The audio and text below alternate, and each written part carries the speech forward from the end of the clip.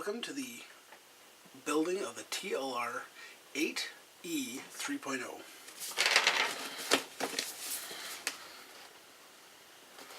Thank you to Rob for sponsoring this episode on my YouTube channel. This is his kit. I am going to build it for him. So when I'm done, this is his, of course, but I get to unbox it, build it, and show it to you guys. Welcome to the shock build in high speed.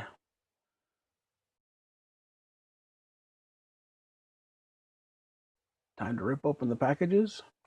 Included are all the stuff needed, including the stock 35 and 37.5 weight oil. Now for our track, we're using different springs in the kit, green rears and silver fronts.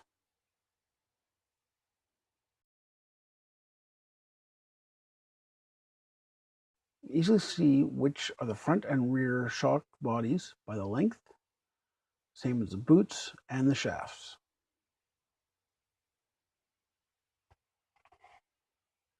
In the manual, it's tough to understand how the O-rings and spacers go together in the bottom of the shock.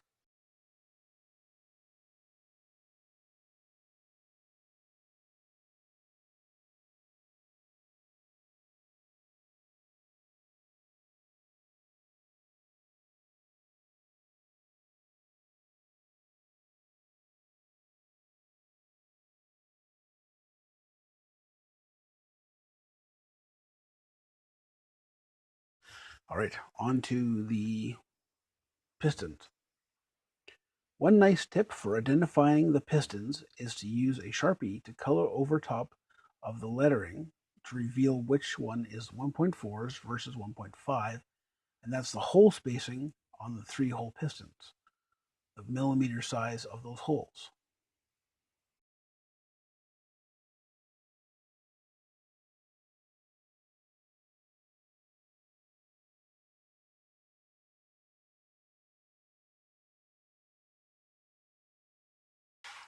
Watch out for those silver shims.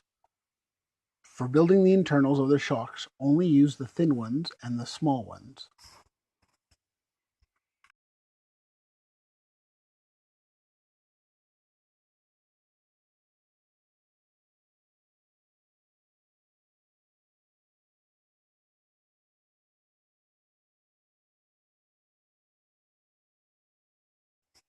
Looking at the manual, the bottom ring is the big black one.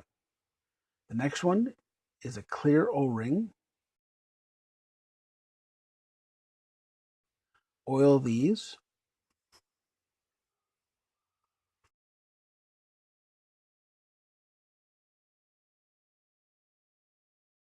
Then there's a plastic spacer, another O-ring on top of that, topping it off with the flange plastic spacer. Once they're on, the big black metal cap goes on top of that.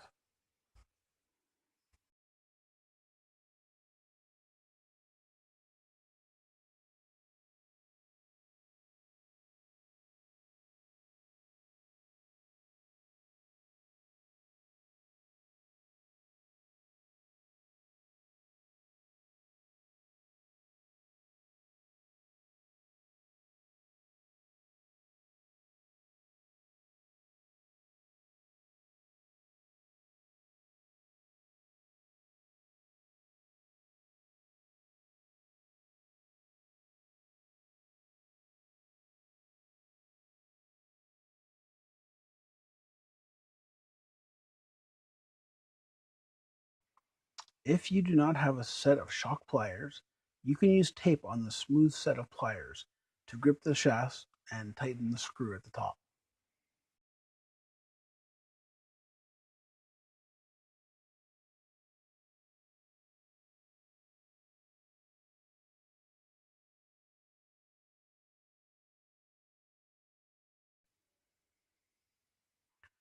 Mostly fill the shock and pump it a few times and let it sit.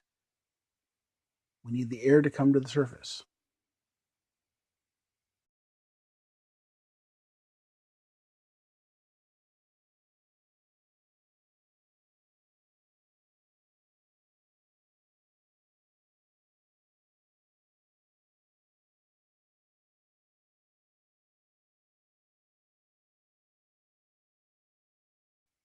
Once all the bubbles are gone, top up the oil so it's just a slight concave. Notice the hole in the cap. This is where the excess oil will come out of when we're bleeding the shocks.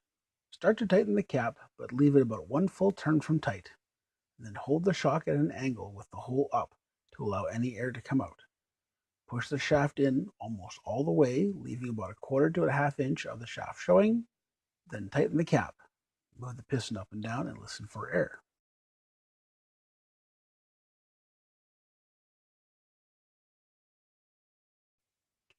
Lightly oil the boots and slide them on the shaft. Don't pull too far, just past the bump on the ball end.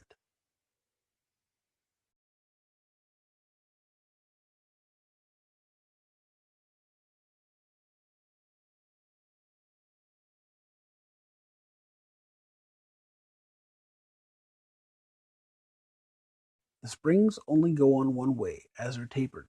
The big end goes towards the shock body, the small end onto the spring perch. Now you're going to have to fight with the spring perch as it's tight to get on. I usually do it about halfway down and then holding the boot so it doesn't pull the boot off of the shock body, slide it up onto the ball end.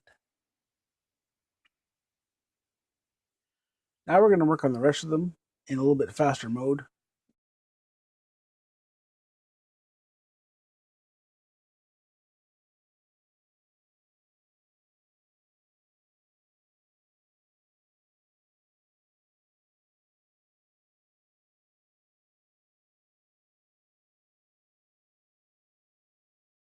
You'll see me clearing out junk out of a couple of the shock bodies. That was there from the factory. I'm not sure what it was, but it was pretty black when I was cleaning it out.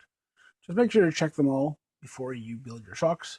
If anything's there, clean it out with some alcohol with a cotton swab, or you can use brake cleaner and again just let it dry out afterwards before you put the oil in.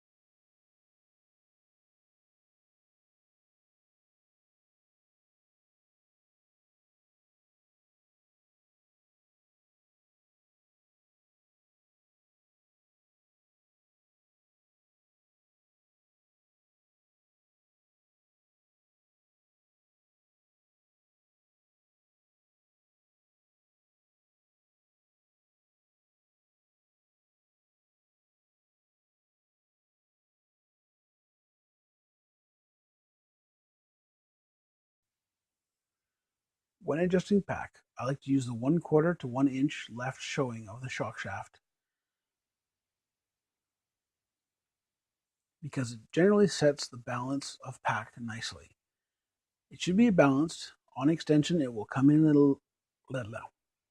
On extension, on full extension,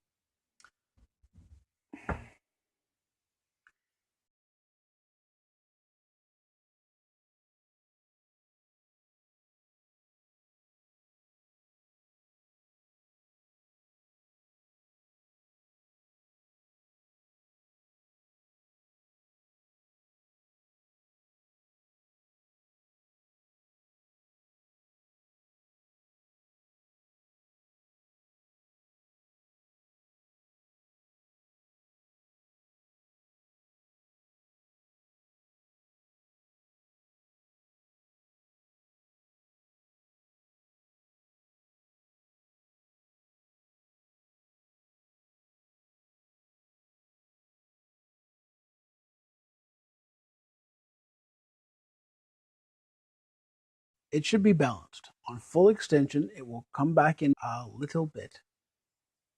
Fully compressed, it will come out a little bit.